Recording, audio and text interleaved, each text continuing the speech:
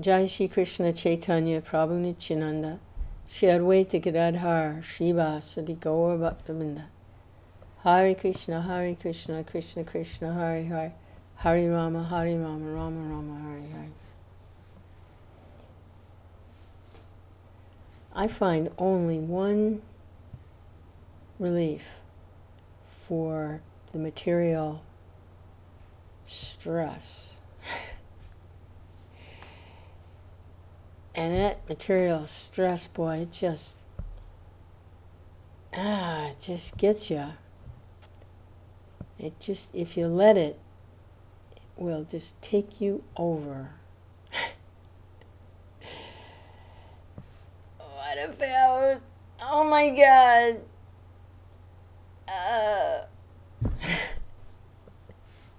because there's no solution to material problems. There's no solution to death. There's nothing you can do about it. There's no solution to old age. There's no solution to disease. There's no solution to birth. There's no solution to these things. They are running part of the material nature, like a machine, like machinery, mechanically, automatically. There's no solution to those things. And striving like anything to exist and to enjoy existing in a material situation. And there's no solution for it. There's no solution. It's hopeless.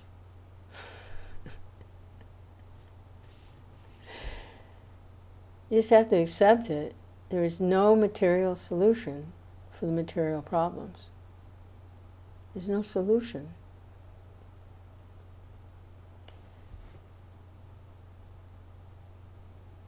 The only shelter is to transcend, to become Krishna conscious. It's the only solution. If there is a solution, that's the solution. It's not. And that's by hearing. So it is time for Krishna book.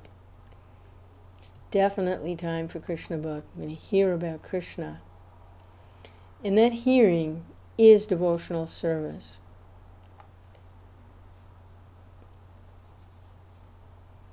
It is devotional service. And that's a special mercy of Lord Chaitanya. It's simply to chant the glories of the Lord.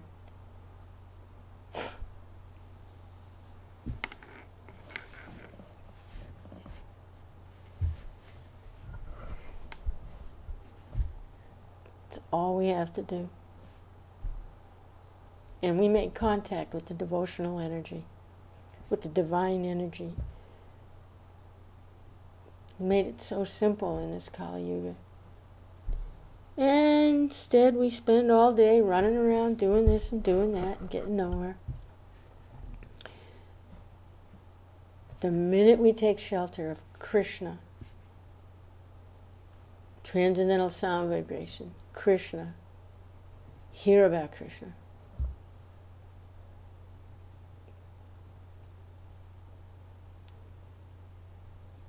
immediately those misidentifications with matter just, they have no power. Because it's inferior energy. Superior energy is the devotional energy. So, okay, where's the Srila Prabhupada? It's text 54, chapter 54, Pradyumna, born to Krishna and Rukmini. So we're going to hear about Pradyumna.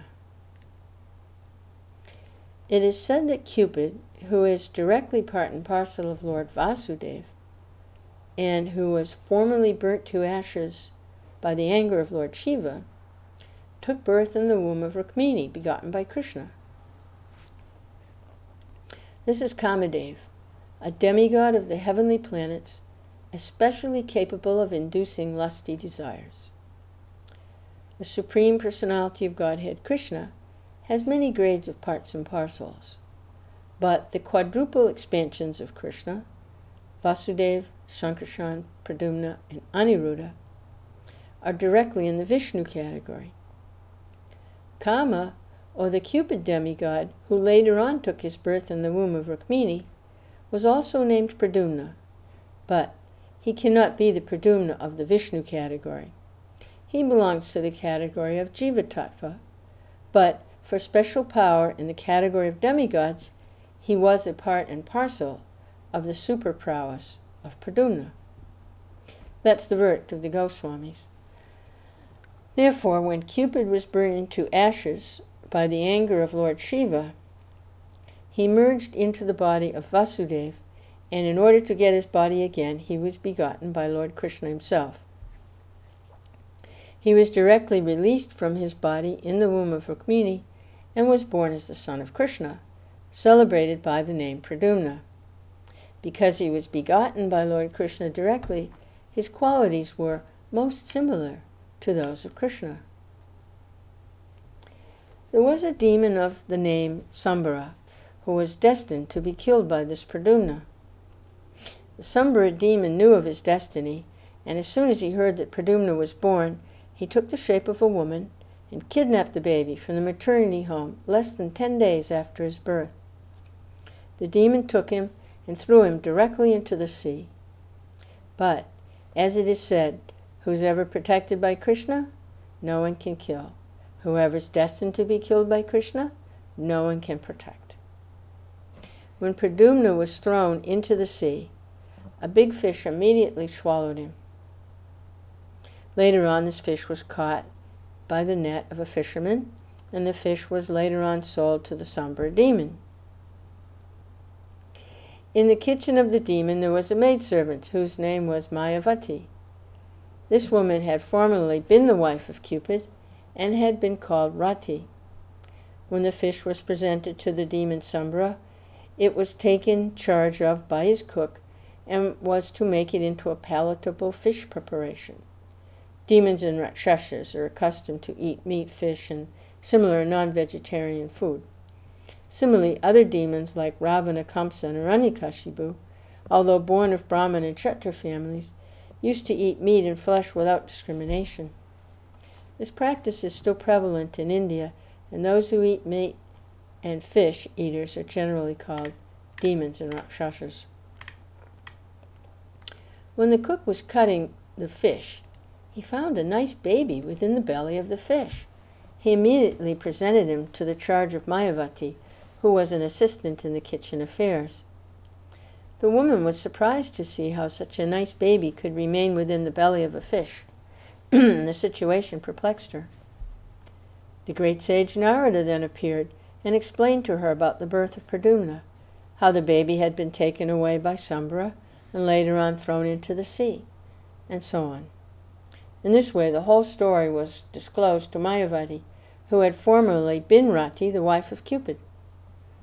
Mayavati knew that she had previously been the wife of Cupid. After her husband was burned into ashes by the wrath of Lord Shiva, she was always expecting him to come back again in the material form. This woman was engaged for cooking rice and dal in the kitchen, but when she got this nice baby and understood he was Cupid, her own husband, she naturally took charge of him. Great affection began to bathe him. Miraculously, the baby very swiftly grew up, and within a very short period he became a very beautiful young man. His eyes were just like the petals of lotus flowers. His arms were very long, down to the knees, and any woman who happened to see him became captivated by his bodily beauty. Mayavati could understand that her former husband, Cupid, born as Pradyumna, had grown into such a nice young man, and she was gradually became captivated and lusty. She was smiling before him with a feminine attractiveness, expressing her desire for sexual unity. He therefore inquired from her, "How is it possible that, first of all, you were affectionate like a mother? Now you're expressing the symptoms of a lusty woman. What's the reason for such a change?" On hearing this statement from Pradyumna, the woman Rati replied, "My dear sir, you are the son of Lord Krishna. Before you were 10 days old, you were stolen by the Sambara demon, and later on thrown into the water, swallowed up by a fish. In this way you have come under my care. But actually, in your former life as Cupid, I was your wife. Therefore, my manifestation of conjugal symptoms is not at all incompatible. Sambara wanted to kill you, and he's endowed with various kinds of mystic powers. Therefore, before he again attempts to kill you, please kill him as soon as possible with your divine power. Since you were stolen by Sambara, your mother, Rukmini Devi, has been in a very grievous condition, like a cuckoo bird who has lost her babies. She's very affectionate toward you, and since you have been taken away from her, she's been living like a cow, aggrieved over the loss of its calf. Mayavati had mystic knowledge of supernatural power. Supernatural powers are generally known as Maya. And to supersede all such supernatural power, there's another supernatural power which is called Mahamaya. Mayavati had the knowledge of the mystic power of Mahamaya, and she delivered to Pradyumna this specific energetic power in order to defeat the mystic powers of the Sambara demon. Thus, being empowered by his wife, Pradyumna immediately went before Sambara and challenged him to fight. Pradyumna began to address him in very strong language, so that his temper might be agitated and he would be moved to fight. At Pradyumna's words, the demon Sambara, being insulted, felt just like a snake feels after being struck by one's leg. A serpent cannot tolerate being kicked by another animal or by a man, and he immediately bites the opponent. Sambara felt the words of Pradyumna as if they were a kick. He immediately took his club in his hand and appeared before Pradyumna to fight. In great anger, he began to beat Pradyumna with his club, just as a thunderbolt beats a mountain. The demon was also groaning and making a noise like a thundering cloud. Pradyumna protected himself with his own club. Eventually, he struck the demon very severely. In this way, the fighting between Sambarashura and Pradyumna began very seriously. But Sambarashura knew the art of mystic powers and could raise himself in the sky and fight from outer space.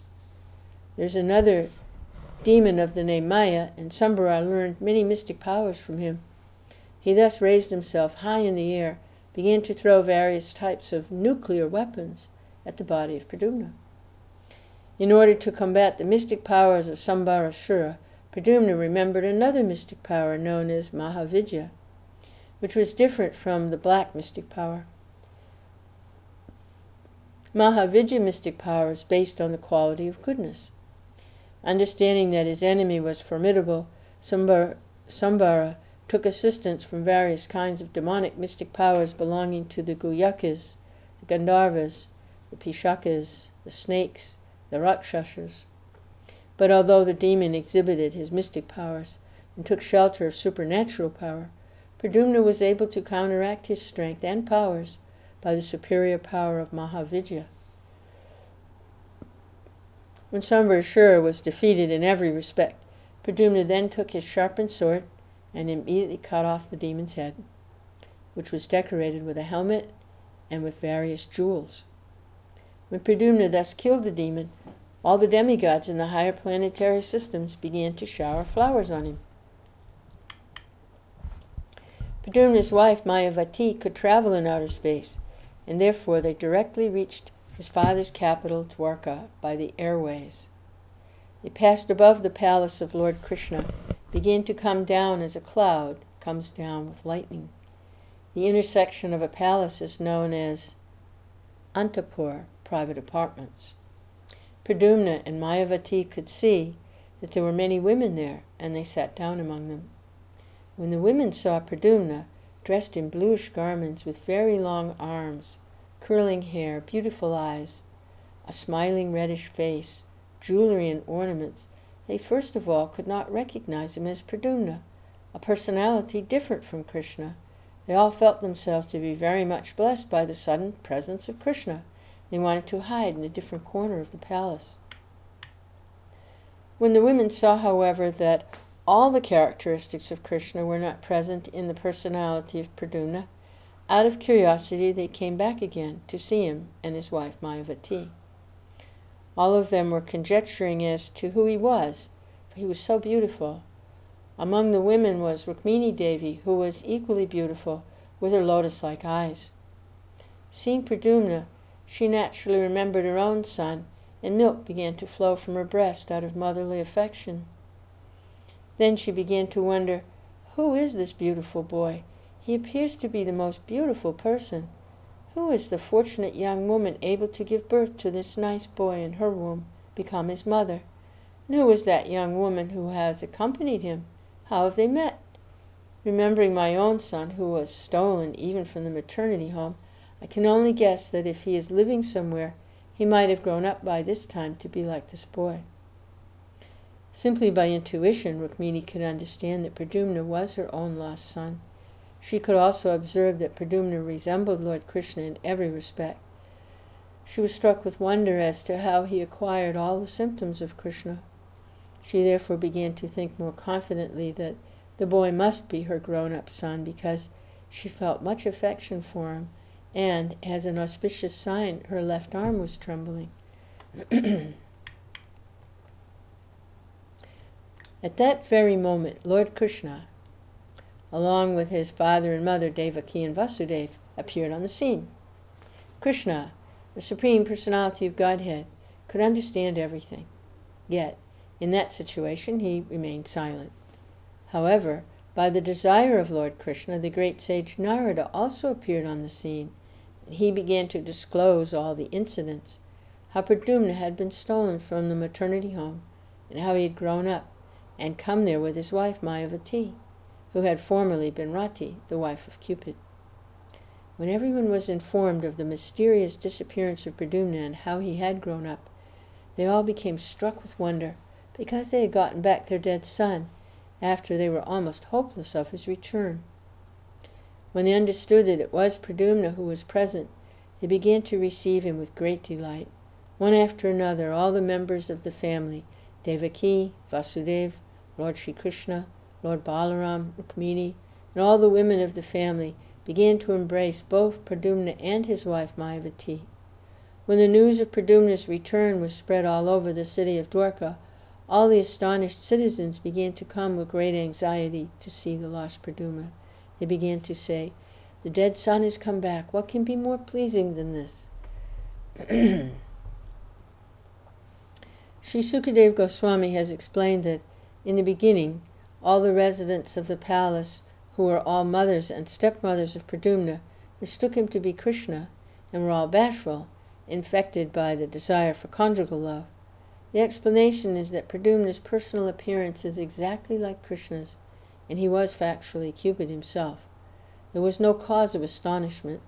Therefore, when the mothers of Pradyumna and other women mistook him in that way, it is clear from the statement that Pradyumna's bodily characteristics were so similar to Krishna's that he was mistaken to be Krishna, even by his mother. Thus end the Bhaktivedanta purport of the 54th chapter of Krishna, Pradyumna, born to Krishna and Rukmini, and thus end Volume 1 of Krishna, the Supreme Personality of Godhead.